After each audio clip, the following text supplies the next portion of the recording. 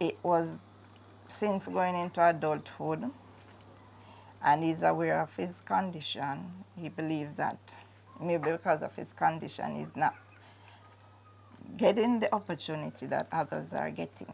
So he gets very depressed at times and saying that I'm not ever going to survive in this world because this world is for normal people. When he was born, he did the regular milestones. You know, he actually smiled at me the third day, taking him from the hospital. And he did things rather quickly, like sitting up and crawling. Well, he didn't crawl much because he always wanted to walk, so he started walking at 8 months and calling like single words, you know, like car and juice, stuff like that, before he was 1. So he started making some sentences going into 2. So I didn't notice anything different up until then. But when I started noticing something different when he was like after 2-year-old, after he had this episode of frequent fever. And seeing he was the first child, I didn't know they would say that it's growing fever and stuff like that. But more than 3 days, I started taking notice, so I took him to the hospital because he got that vaccination the day he started having that high fever. So coming back home after being admitted in the hospital, I didn't notice him being quiet then until he had another episode of fever. He spent some time in the university hospital. Coming home, he's pointing stuff and, you know, not saying the word anymore. So I was wondering if probably the fever caused all of that, and, you know, it's just a phase, it will pass. So they were doing some following up tests because they found that he had urine infection. And the nurse was putting the IV and he was screaming, and she's saying, but if it hurts, because she said, I missed the vein, because the hand starts swelling up. So she said, I missed the vein, but why didn't say that? He's past 3 now, so he should be talking. And I say, he's not talking anymore. And she said, well, I'm going to refer him to the child guidance clinic. So when I took him there, they did some assessment and they said that he's autistic. So that's the first time I heard that word. So when they explained it to me, I cried because I say, oh my God, it's for life. So he says, not something that can be cured, and it's not something you grow out of. So they have to just go to the clinic and they guide me. But going to the clinic, he started pointing words and trying to call the words, even before he started going to school. So there was a word community and he was trying to call it, and she said, he's going to school. I said, not yet. And she said, well, try him at the regular school because he's trying to call these words and these are big words and he hasn't started school as yet. So I tried him at the regular school, and I noticed a couple months he started talking like in sentences instead of pointing. So I was saying maybe it's the social interaction that helped him in that manner. And he excelled. He went through the regular basic school and graduated. And then I took him to the primary school, explained.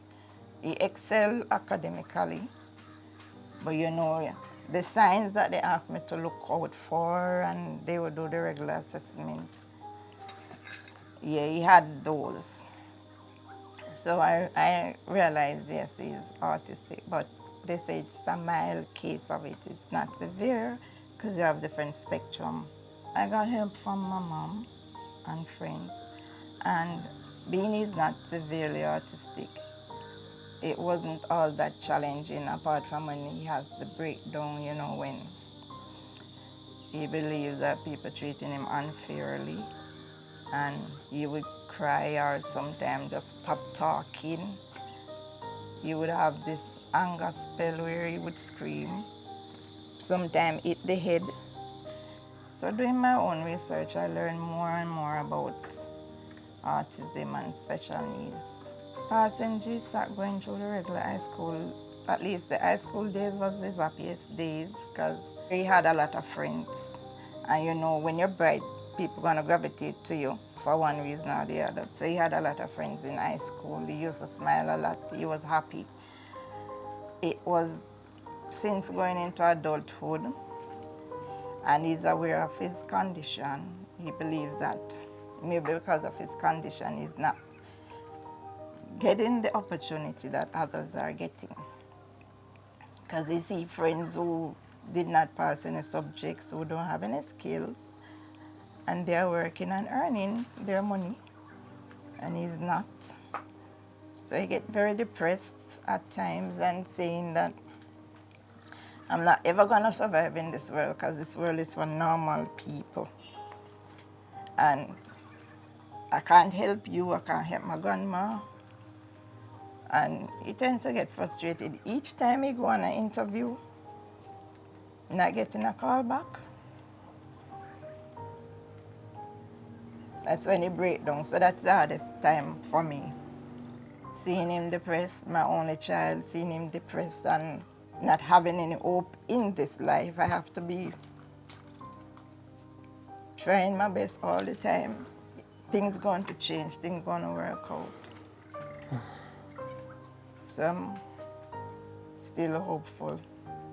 Hello, my name is Ramone McKenzie, and yes, it is true, I have problems securing an employment, as told by my mother here, who happens to be the only one witnessing my daily life and what I've been going through. At first, I felt competent and hopeful that I would get hired for a job despite my lack of experience, as what they call it, for requirements to get hired for a job. And of course, as it turned out, unfortunately for me, I got rejected and also ghosted. I even at some point applied for, I didn't apply, but I requested at least a 6 months apprenticeship so I can gain experience and some skill development as a on-the-job training in an effort to appeal to them that I'm competent enough for the job that I'm applying for. But of course, it didn't reach out to them. And as a result, over time, I got worn down, mentally drained of my energy, my motivation to go out in search for a job. Give us an example of what happened when you went to one of those interviews, if you can. Like some of the questions. Yeah. I have to ask many questions that are complicated Oh, you have to. that I don't give good answers for. That tends to get them confused. Like some abstract questions. They might Yes. ask, like, And of course, these questions, I have to admit, I had to search them up on the internet because I couldn't figure out an answer for myself in an effort to appeal to them. on the spot. Give us an example of one or two of those questions that you. What are my strengths? What are my weaknesses? What are my experiences? What are not my experiences? And you wouldn't have had an experience because you have not had a job as yet. On the question about experience, I did admit to them honestly that I lack the experience. And that I also requested a 6 months apprenticeship for it. Of course, it didn't appeal to them. I got rejected for that. How are you feeling right now as we speak? I just feel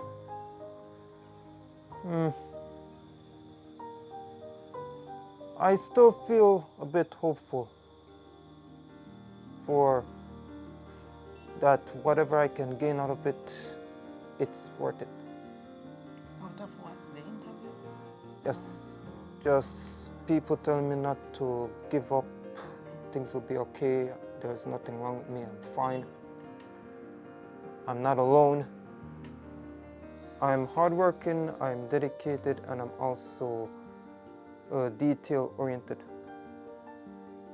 And that's it.